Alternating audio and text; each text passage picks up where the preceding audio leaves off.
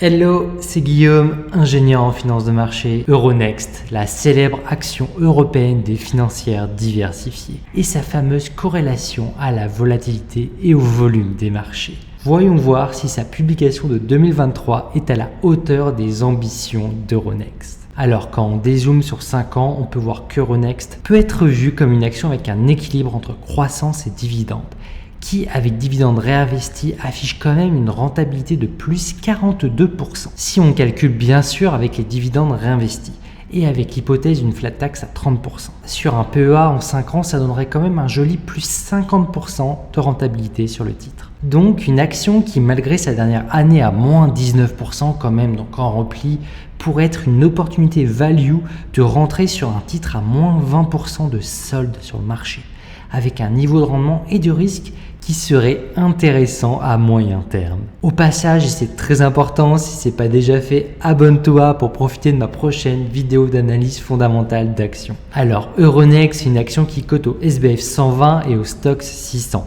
du secteur financier et de l'industrie des financières diversifiées. Son business, c'est les places de cotation bien sûr, dont elle est leader sur certaines niches à l'échelle européenne, notamment sur le listing sur le marché primaire, donc là où sont émises pour la première fois des obligations d'entreprise par exemple, ou encore sur le listing public d'actions. Euronext est aussi actif en termes de trading bien sûr sur les cash, les ETF, le FX, les actions et obligations, ainsi que sur des produits optionnels et structurés. Il touche aussi au post-trade avec ses services de clearing qui permettent de neutraliser si tu veux le risque des contreparties. Donc bref, il touche à toute la valeur sur la chaîne des échanges européens. On appelle ce type de business model vertical d'ailleurs, car il cumule ses business sur toute la couche de la chaîne de valeur. Aussi, et c'est assez important pour comprendre l'intérêt d'avoir une financière diversifiée telle qu'Euronext dans son portefeuille, c'est qu'on peut qualifier d'Euronext d'une société qui est volume dépendant. C'est-à-dire que plus il y a de transactions sur le marché, et plus on peut anticiper une croissance, plus sa part du gâteau, si tu veux, sera importante sur les frais qu'elle touche. Ainsi, sur ses revenus du deuxième trimestre 2023, 31% viennent de frais annuels, qui englobent aussi des frais que des entreprises listées payent annuellement, ainsi que 17% sur le listing public d'actions, dite IPO. Donc sur sa partie de frais de transaction sur ses volumes, Euronext performe bien dans des environnements volatiles, où beaucoup d'acheteurs achètent et revendent. Et inversement, quand les volumes sont plus bas, le business est un peu moins intéressant sur cette partie. Quand tout se passe bien, si tu veux, avec une volatilité plus faible et des volumes plus bas que l'habituel. Et c'est pour ça que le top management de l'entreprise, avec son PDG en tête, Stéphane Boujnah, développe des revenus qui ne sont pas dépendants au volume des transactions. Et cette année, elle continue de progresser de quelques pourcents encore en atteignant 61% de ses revenus et profits qui ne sont pas directement liés au volume de ses transactions. Ce qui permet de réduire son exposition à un risque spécifique pour cette entreprise qui serait des périodes plus calmes de baisse d'activité sur les marchés. Côté chiffre d'affaires, Euronext a affiché une croissance assez impressionnante ces dernières années, dépassant le milliard de revenus en 2021, grâce à ses nouveaux produits et des acquisitions ainsi qu'aux bénéfices des synergies qu'elle en a tirées. À la différence d'un certain nombre d'entreprises, Euronext a quand même connu une croissance en 2020. C'est là où on voit qu'elle a pu profiter de la volatilité importante du mois de mars 2020 notamment et de l'augmentation des volumes de transactions sur les années plus volatiles.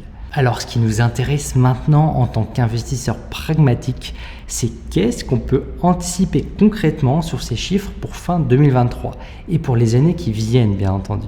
Car au fond, le plus important quand on investit, c'est d'être capable de déterminer si une entreprise est de qualité et de s'assurer que notre argent sera entre les mains d'entreprises, de dirigeants qui font de la croissance, voire des dividendes ou un mix des deux selon sa stratégie. Alors côté bénéfices pour fin 2023, Euronext surfe sur la création de nouveaux produits financiers, notamment avec des business in exchange, et sa capacité impressionnante et historique du management à aller chercher de l'efficience dans son business, en étant capable de réduire certaines lignes de coûts et en augmentant son chiffre par la même occasion avec les bénéfices qui suivent derrière. Donc je suis assez confiant sur la guidance donnée par le management et j'irai même un peu plus loin car j'anticipe de la volatilité pour la fin de l'année sur certains secteurs et industries que je vois dans le rouge. Notamment si je t'en donne deux, je te dirais l'immobilier et les bancaires. Et c'est d'ailleurs ce que je t'avais partagé dès la première partie de l'année et les faits jusqu'à maintenant ont quand même validé mes hypothèses. Et pour mes estimations sur ces bénéfices, si j'ajoute mes hypothèses sur la devise avec un euro-dollar que j'anticipe sous les 1,08 d'ici la fin de l'année,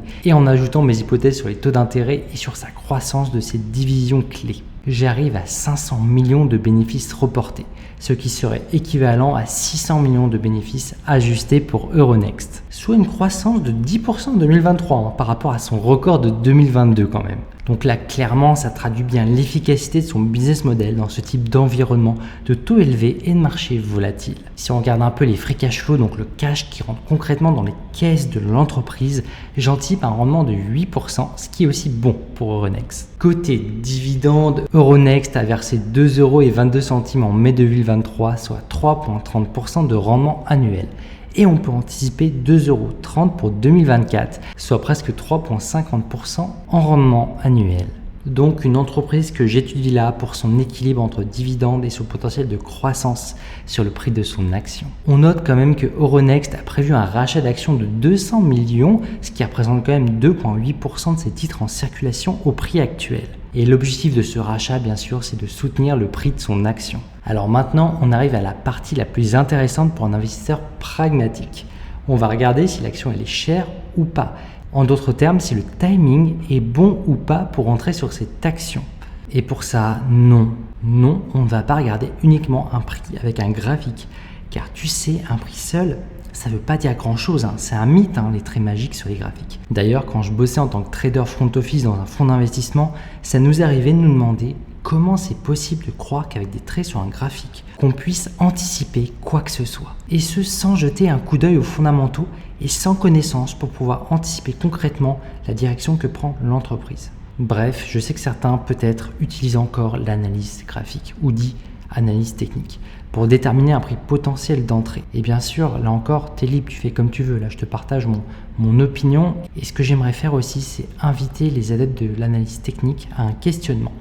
Est-ce que des triangles, des traits, des moyennes, des oscillateurs sur un graphique basé sur des prix qui sont dans le passé, est-ce que tout ça, c'est vraiment un bon estimateur de ce qui peut arriver dans le futur pour une entreprise? Personnellement, je pense pas. Et ma recommandation personnelle pour t'aider à progresser, ça serait de te former à l'analyse fondamentale. Donc être capable d'analyser des bénéfices d'une entreprise et ce qu'on pourrait anticiper dans le futur. C'est ça, se former à l'analyse fondamentale. Et tu peux le faire si tu veux avec moi en jetant un coup d'œil sur guystorm.com. Et je me doute bien, si tu es arrivé jusqu'ici à ce moment clé de la vidéo, je pense que ta volonté aujourd'hui, c'est de mieux comprendre comment on peut anticiper pragmatiquement en termes de bénéfices futurs et de risques futurs pour ajouter cette compétence clé à ton bagage financier. Et pour ça, bravo. Alors maintenant, pour déterminer si l'action Euronext est chère ou pas, donc déterminer si c'est le bon timing ou pas pour entrer, on peut regarder le PE ratio aujourd'hui et son PE ratio en anticipation de ses résultats futurs. Alors aujourd'hui, son PE ajusté, il est à 12,9 avec ses bénéfices réalisés sur les 12 mois roulants. Et avec mes hypothèses sur ses bénéfices pour les 6 mois à venir, donc tout le boulot qui a été fait derrière sur l'analyse fondamentale, c'est ça, c'est pour aider à comprendre qu'est-ce qui va se passer pour les 6 mois à venir. Là, pour Euronext, j'arrive sur un PE anticipable ajusté à horizon 2023, donc fin 2023, à 11,8. Et 11,8 de PE pour fin 2023, si on compare Euronext avec son industrie et surtout ses concurrents sur d'autres places de marché, pour moi, aujourd'hui, c'est un PE qui est très attractif si on compare par exemple au Nasdaq ou au CMI. Donc, à mon sens, Euronext, c'est en solde deuxième des marques aujourd'hui avec de bonnes perspectives sur les 12 mois qui arrivent, avec une croissance pour la fin de l'année anticipable à 10% et aidée avec quelques événements de volatilité qui pourraient bien arriver sur des secteurs immobiliers et bancaires, au hasard. Et oui, on l'a vu avec Mélanie au moment où je tourne cette vidéo qui impose une taxe de super profit à 40% sur les banques italiennes. On va voir où ça va nous mener tout ça en Europe. Donc pour moi, dans ce contexte de taux plus élevé et d'incertitude politique et économique, je vois les 12 mois qui viennent comme étant plus volatiles pour les marchés. Et oui, avec mes hypothèses, j'arrive sur un objectif de prix horizon janvier 2024 à 79 € l'action pour Euronext, soit un potentiel de plus 18% de hausse quand même en 6 mois, avec un dividende de 3% soutenu par du rachat d'actions. Le tout pour un niveau de risque que j'anticipe assez faible au final, autour de 18% sur les 6 mois qui arrivent. Après, si je vais plus loin en calculant mon objectif de prix à 5 ans, clairement sur le moyen terme, disons horizon 2 ans à 5 ans, Euronext, ça offre une bonne opportunité à mon sens pour délivrer une croissance et des dividendes équilibrés pour un risque qui est assez faible sur un PEA. Ainsi, mon objectif de prix cible, il est de 100 € horizon 5 ans ce qui fait quand même plus 50% de rentabilité hors dividende réinvesti. Maintenant, si tu veux aller plus loin, je t'invite vivement à découvrir mes outils gratuits. C'est un peu le premier pas vers l'analyse d'action, le premier pas aussi vers la gestion de portefeuille croissance ou dividende et bien plus d'outils qui peuvent t'aider. Le tout en rejoignant les 1000 abonnés déjà à ma newsletter. Merci beaucoup. Tout ça, c'est sur guystorm.com. Au passage, donne-moi ton plus gros pouce en likant cette vidéo et surtout abonne-toi si ce n'est pas déjà fait pour ne pas rater ma prochaine vidéo qui devrait vraiment intéresser ton portefeuille d'actions. Maintenant, je te propose de découvrir mon analyse des derniers résultats de l'action LVMH, la première capitalisation européenne qui pourrait bien réserver encore à son niveau une belle opportunité de croissance long terme. C'est par ici. Sur ce, restons pragmatiques. Allez, ciao!